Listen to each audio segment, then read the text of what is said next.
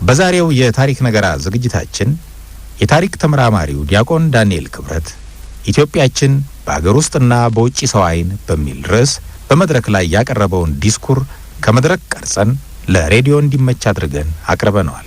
የዘወትር ተባባሪያችንን ዲያቆን ዳንኤል ክብረትን በእናንተ በአድማጮቻችን ስም እናመሰግናለን። ቸር ቆይታ።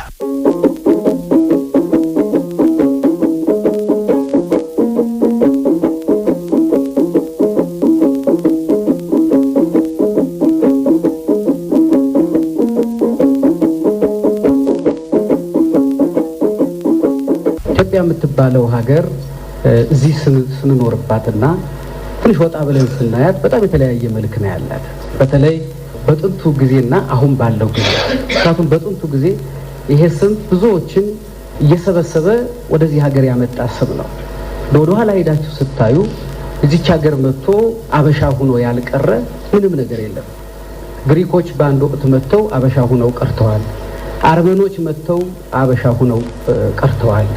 አሁን እኛ ብዙዎቻችን እንኮራበት ደቡብ ወሎ የሚገኘው ሐይቅ የሚባለው ገዳም አርመኖች በታሪካቸው ውስጥ አስገብተው ሐይቅ ማለት በአርመንኛ ቋንቋ ገዳም ማለት ነውና በ10ኛው መቶ ክፍለ ዘመን እኛን ፋርሶች ሲወሩን የተረፍነው እዚያ ሂደን ነው እንጂ መቼም በእናንተ ሀገር ሐይቅ ብሎ ሐይቅ ሊኖር አይችልም። ምክንያቱም ቦታውም ሐይቅ ነው፣ ውሃ ነው፣ ስሙም ሐይቅ ነውና እንደዛ አይነት ስም አይኖራችሁም። ሐይቅ ማለት በአርመንኛ ገዳም ስለሆነ እኛ ሂደን የተረፍንበት ነው ብለው ይናገራሉ።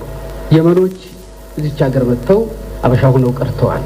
ታላቁ የደብረ ሊባኖስ አበምኔትና አረብኛ ሲያስተምር የነበረው ታላቁ ሰው የዚያ የ15ኛው ክፍለ ዘመን ሰው ማለት የመናዊ ነው። እዚህ መጥቶ አበሻ ሆኖ የቀረ ነው። ብዙዎቹ እዚህ መጥተው ቀርተዋልና ከያገሩ ሰው ሲጠራ የኖረ አገር ነው።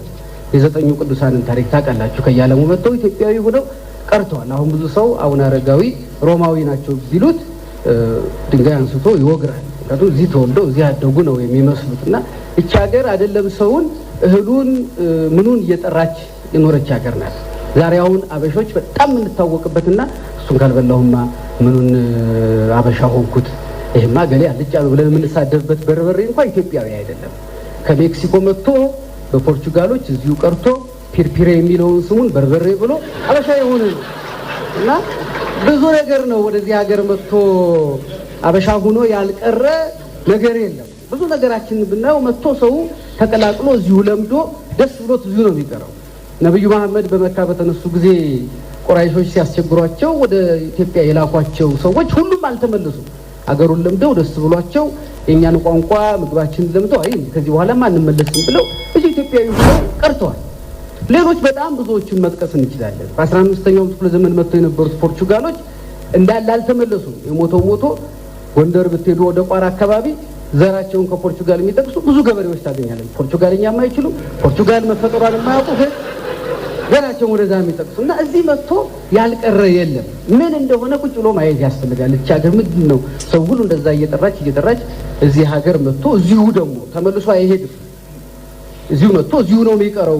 ብዙ ሰው አሁን ከኛ የሚሄደው ሰው እንኳን አሜሪካ ሄዶ እንጃ በ20 ዓመቱም አይመለስም። ግን ብዙ ሰው እዚህ መጥቶ እዚሁ ነው የቀረው። መጽሐፎቹም እዚህ መጥተው እዚህ ነው የቀሩት። በዓለም ላይ የጠፋው መጽሐፍ ሄኖክ እዚሁ መጥቶ ዘዋይ ገብቶ ዘዋይ ነው የቀረው። ሄኖክ ብቻ አይደለም፣ ኩፋሌ እዚህ መጥቶ እዚህ ነው የቀረው።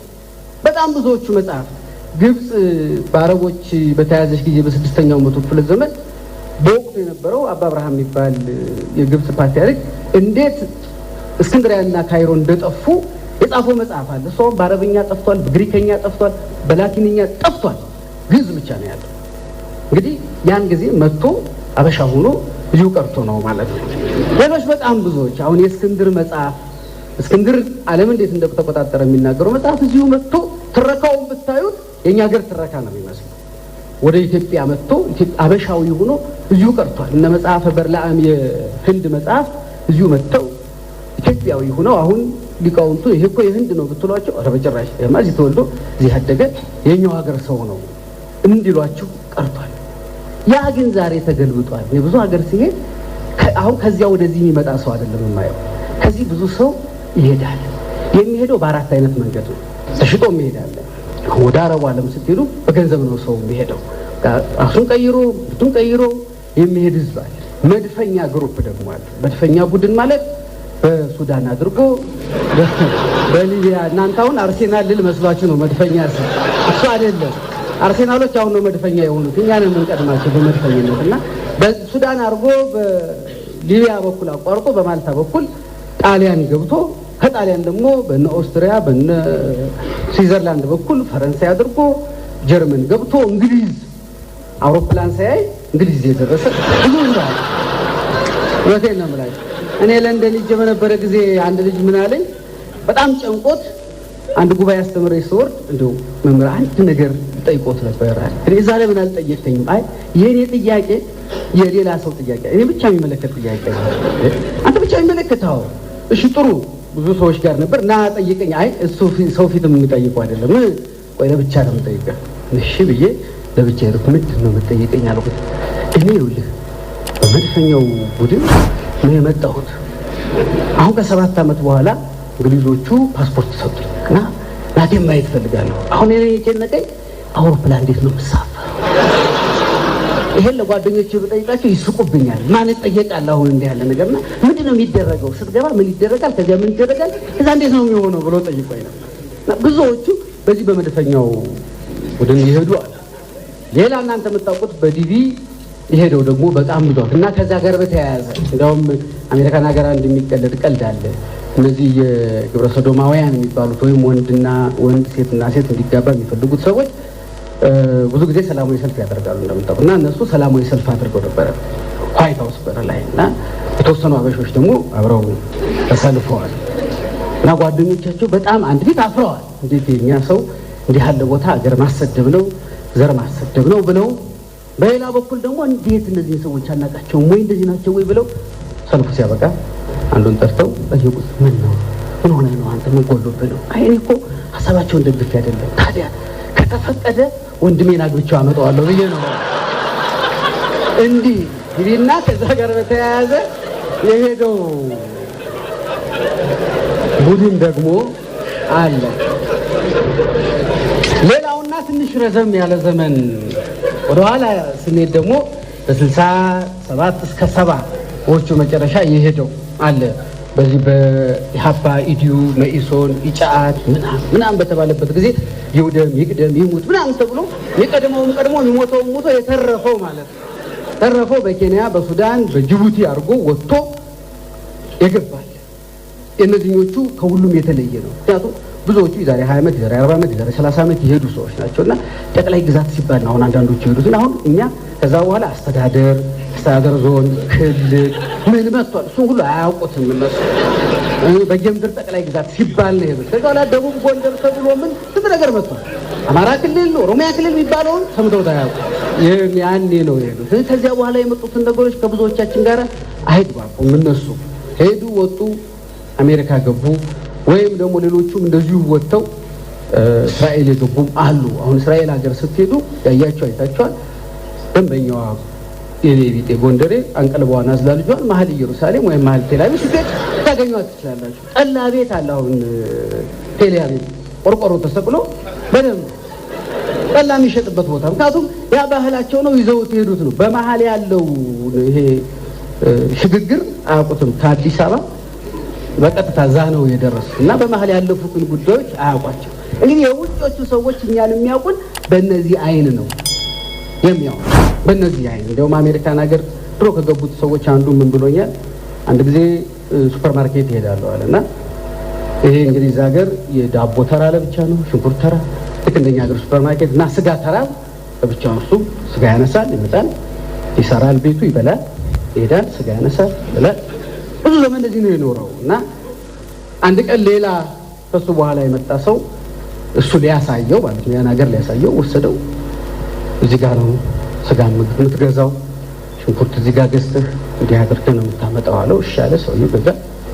ላበቱ ጠብ ይላል ይሄ ጓደኛው። ምን ሆነሃል? አይ ምንም። ሄዱ ቤት በል አሁን አንተ ሽንኩርት ትከትፋለህ? ምን? አይ እኔ አልበላም። ለምን አትበላም? አይ እኔ አልበላም እስካሁን እንደበላሁትም ዛሬ ቀይ ባለኛ። ምን ሆነሃል? አይ እኔ አልበላም። ለምን? አይተኸዋል ግን ለእኔ እኮ ስንት ዓመት ስበላ ይኖርኩት እኮ አይተኸዋል።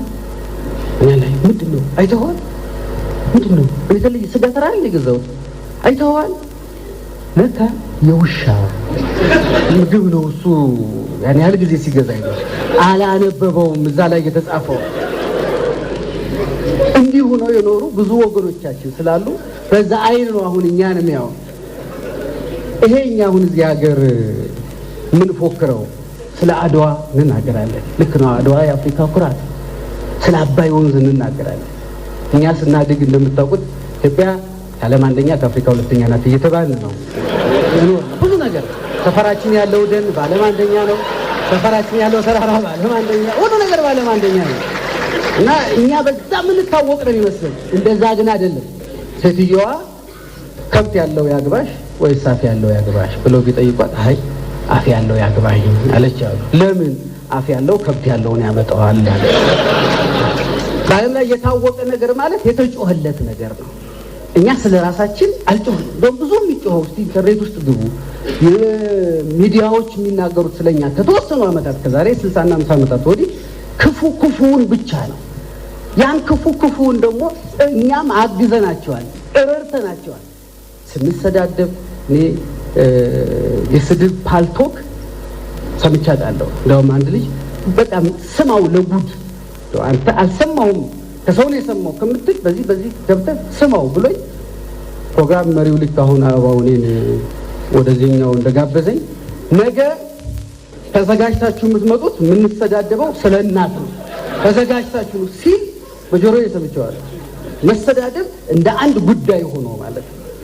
ማሳፈሩ ቀርቶ ስድብ ወደ ኢንተርኔት ወደ ፓልቶክ ወደ ገብቶ ደረጃ ተሰጥቶ ይሄ ሌሎች ይሰማሉ። አሁን ብዙዎች በአማርኛ ስለምንናገር ሌሎች የሚሰሙ አይመስልንም። ግን ዓለም የሚጮኸው እኮ በጋዜጠኞቹ አፍ ነው። ዓለም የሚጮኸው በፊልም ተዋናዮቹ አፍ ነው። ዓለም የሚጮኸው አፍ ባላቸው ሰዎች ነው። እነዚህ ሰዎች ስለ ኢትዮጵያ መናገር ሲፈልጉ ሰርች እንደው ጉግል ውስጥ ገብታችሁ ኢትዮጵያ ብላችሁ ሰርች አድርጎ የሚያወጣላችሁን ታውታላችሁ።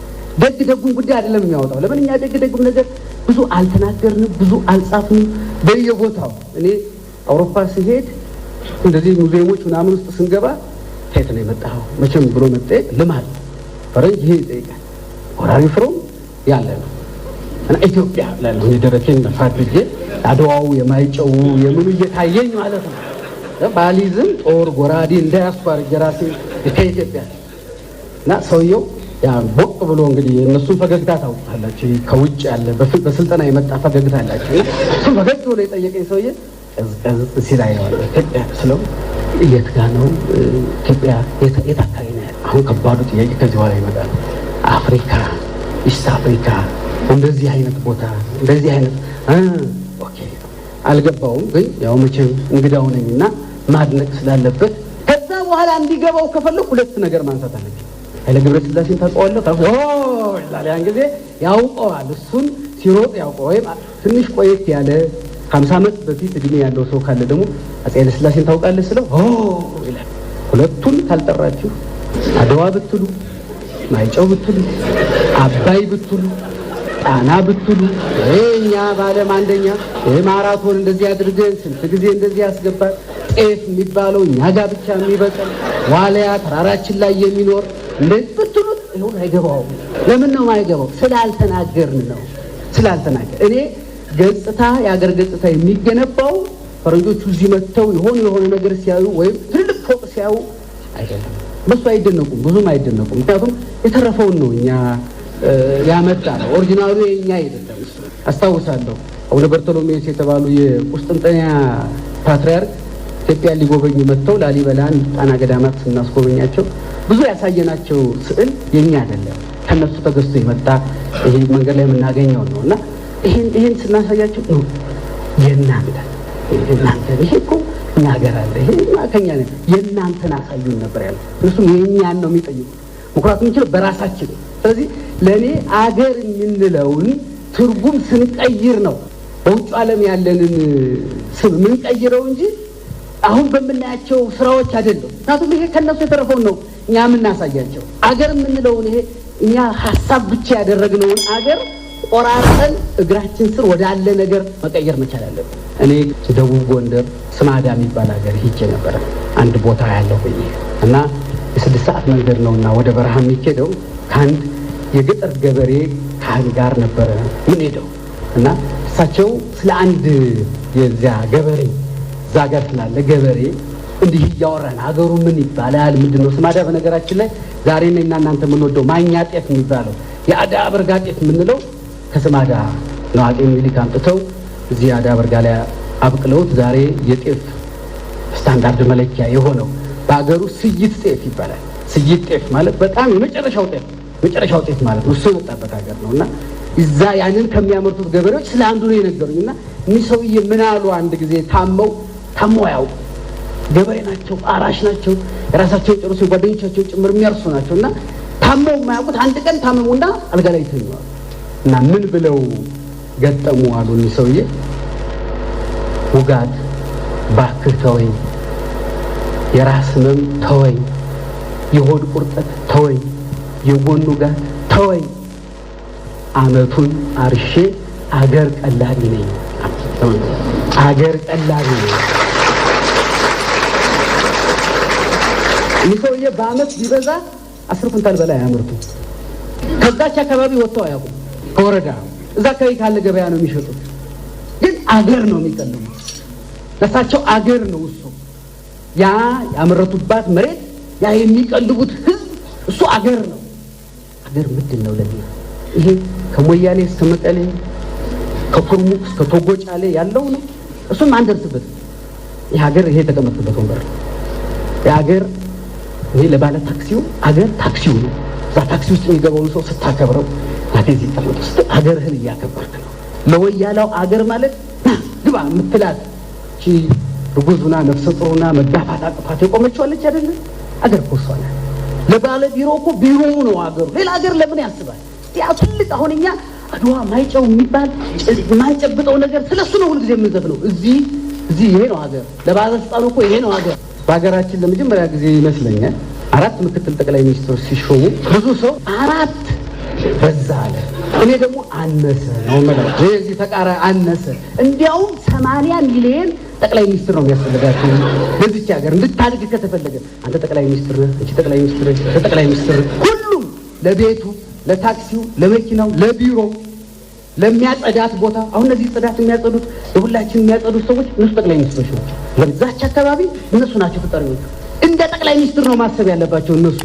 እንደ ጽዳት ሰራተኛ ኑረው እንደ ጠቅላይ ሚኒስትር ካላሰቡ ሀገር ይሄ ገጽታ ግንባታ እኛ በዘፈን ነው እኛ ምን ባለው አይገነባም። ዲስኩሩ ያው ነበር። ዲያቆን ዳንኤል ክብረትን በእናንተ አድማጮቻችን ስም ደግመን እናመሰግናለን። ትልቅ ነበርን፣ ትልቅም እንሆናለን። ለምሰሙኝ ሁሉ ለምሰሙኝ ይህን ቃላትንኩ እንዳንቀያየማ ያችን ልጅ አትንኩ እንዳትነኩ ለማመን አቅቶኝ እጅግ እየሳሳ እንዳትነኳት ብዬ እንዳትነኳት በቁጣ ተነሳሳ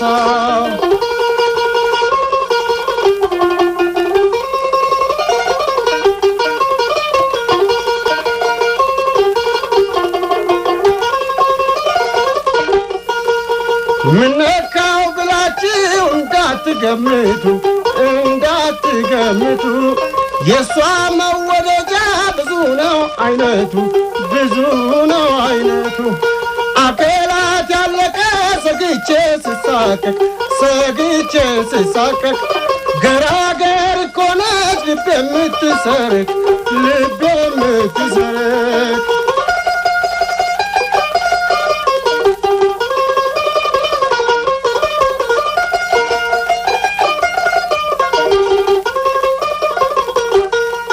ለምትሰሙኝ ሁሉ ለምሰሙኝ ይህን ቃላትንኩ እንዳንቀያየማ ያችን ልጅ አትንኩ እንዳትነኩ ለማመን አቅቶኝ እጅግ እየሳሳሁ እንዳትነኳት ብዬ እንዳትነኳት በቁጣ ተነሳሳሁ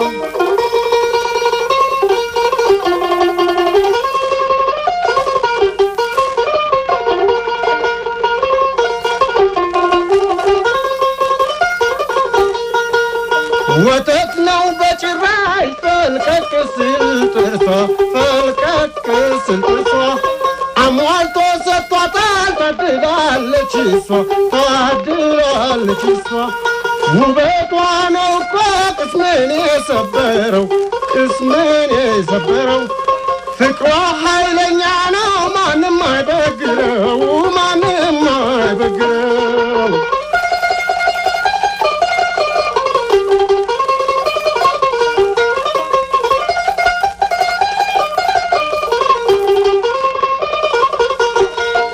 ለምሰሙኝ ሁሉ ለምሰሙኝ ይህን ቃላትንኩ እንዳንቀያየም ያችን ልጅ አትንኩ እንዳትነቁ ለማመን አቅቶኝ እጅግ እየሳሳው እንዳትነኳት ብዬ እንዳትነኳት በቁጣ ተነሳሳ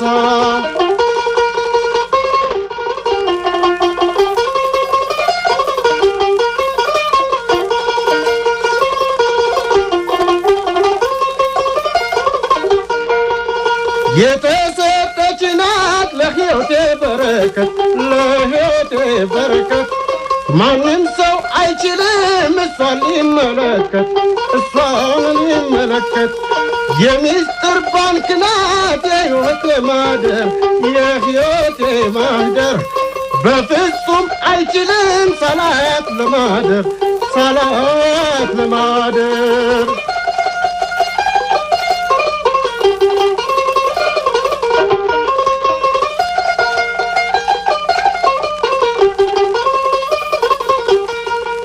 ለምሰሙኝ ሁሉ ለምሰሙኝ ይህን ቃላትንኩ እንዳንቀያየም ያችን ልጅ አትንኩ እንዳትነኩ ለማመን አቅቶኝ እጅግ እየሳሳው እንዳትነኳት ብዬ እንዳትነኳት በቁጣ ተነሳሳው